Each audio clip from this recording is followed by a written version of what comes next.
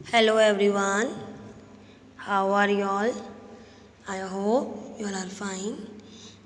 आपका जो विषय हिंदी है उसमें आपकी एक बहुत ही सुंदर सी कविता है जिस कविता का नाम है भगदड़। इस कविता में कवि ने घर के जीव जंतुओं से परेशान 60 वर्ष की एक बुढ़िया का वर्णन किया है।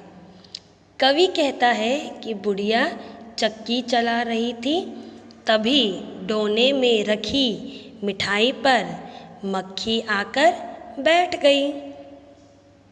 बुढ़िया जैसे ही बांस उठाकर मक्खी को भगाने के लिए दौड़ी, बिल्ली पकौड़े खाने लगी। बुढ़िया घर के अंदर बिल्ली को भगाने के लिए झपटी, तभी कुत्ता रोटी लेकर भाग गया। तब बुढ़िया बाहर निकली। उसके बाहर निकलते ही एक बकरा घर के अंदर घुस गया। बुढ़िया जैसे ही बाहर निकली, मटका गिर गया। इससे बकरा भाग खड़ा हुआ। तब बुढ़िया थककर बैठ गई तथा बिल्ली को ही पूरा घर सौंप दिया। यह था आपकी इस कविता का सारांश। तो अब मैं इस कविता को पढ़ना शुरू कर रही हूँ। आप कविता को ध्यान से सुनेंगे और समझेंगे। बुढ़िया चला रही थी चक्की, पूरे 60 वर्ष की पक्की। डोने में थी रखी मिठाई, उस पर उड़कर मक्खी आई।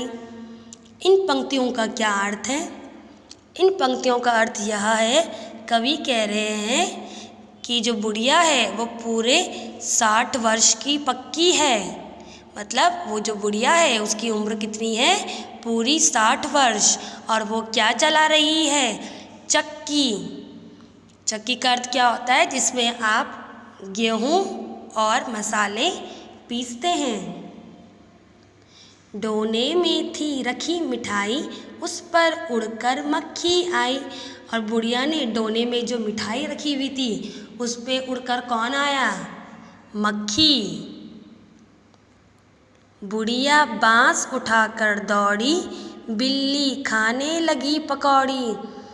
और जैसे ही बुढ़िया बांस उठाकर दौड़ी मक्खी को भगाने के लिए, तभी बिल्ली ने क्या खा ली? पकौड़ी खा ली। झपटी बुढ़िया घर के अंदर, कुत्ता भागा रोटी लेकर।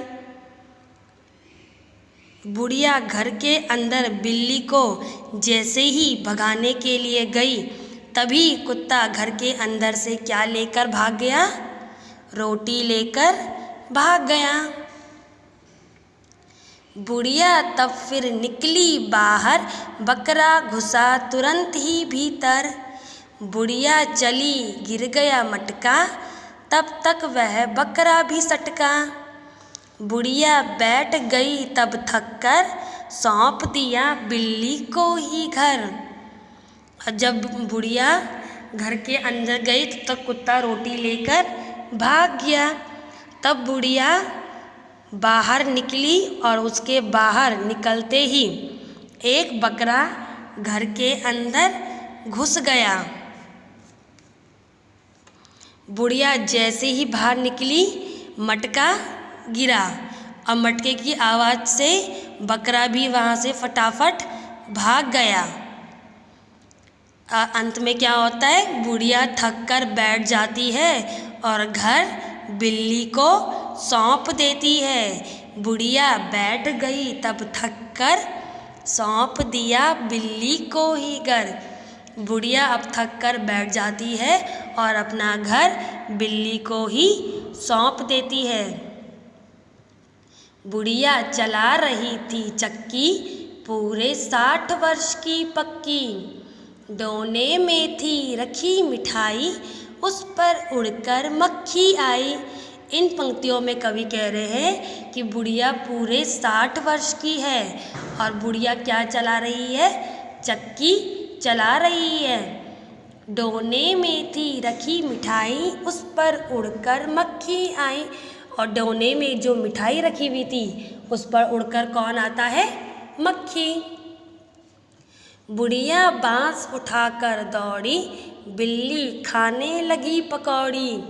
और बुढ़िया बांस उठाकर जैसे ही मक्खी को भगाने के लिए दौड़ती है तो उसके दौड़ते ही बिल्ली क्या करती है? पकौड़ी खाने लग जाती है। झपटी बुढ़िया घर के अंदर, कुत्ता भागा रोटी लेकर। और बुढ़िया बिल्ली को भगाने के लिए जैसे ही घर के अंदर जाती है, कुत्ता रोटी लेकर भाग जाता है।